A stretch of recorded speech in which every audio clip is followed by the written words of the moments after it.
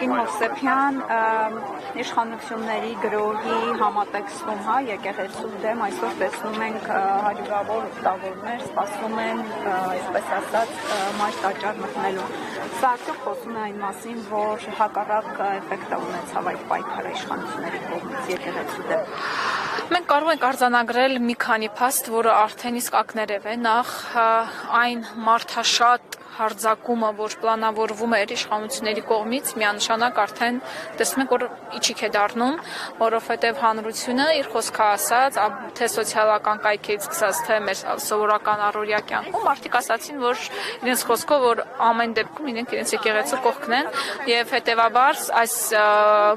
հարձակման չեղարկումը արդեն իսկ ակներև է, եւ իշխանությունները տեսնելով, որ նման ձևով չեն կարող հասնել իրենց նպատակին, նրանք որոշեցին այլ ձևաչափով հարձակման անցնել, արդեն թիրախավորված, ապատահական չէ 12 հոգևորականների կալանավորումը, պատահական չէ դրան նախորդած սրբազանների կալանավորումը, այսինքն այս ամենը ամբողջական մի ծրագրի մաս են կազմում եւ որի արդյունքները մենք այսօր ենք տեսնում եւ ըստ այդմ մենք կարող ենք արձանագրել, որ որոշակի պլաներ իշխանությունների կողմից ձախողվել են։ Երեք հոգևորականները երբեմից ելույթ էին ունենում մեր ձևով շարժման հանրահավաքի ժամանակ, նշեցին, որ իրենք քաղաքականությամբ են զբաղվում, բայց ոգու քաղաքականությամբ, դա իշխանությունները սկսեցին թիրախավորել կամ անդրադառնալ, նշելով, որ ոչ կան այդուհանդերձ այնպիսի հոգևորականներ, որ կոնկրետ զբաղվում են քաղաքականությամբ եւ որ իրենք պետք է կրեն իրենց պատիժը։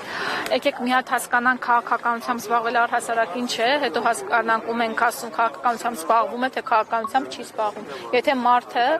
հաշ չէ նրա հետ, որ իր հայրենիքի մի մասը հանձնվում է։ Արդյոք դա քաղաքականությամբ զբաղվել է, թե ոչ։ Եթե մարդը հաշ չէ այն գաղափարի հետ, որ եկեղեցու վրա հարձակումներ են տեղի ունենում։ Այսինքն այս ամենը եթե մենք որակում ենք որպես քաղաքականությամբ զբաղվել, ամբողջ հայ ժողովուրդը այսօր զբաղվում է քաղաքականությամբ, որի իրավունքն էլ ունի եւ հայ առաքելական եկեղեցու մեր հոգեվորականները նույնպես Հայաստանի Հանրապետության քաղաքացիներ են, ովքեր իրավունք ունեն իրենց ձայնը բարձրացնելու, առավել եւս որ սա ոչ թե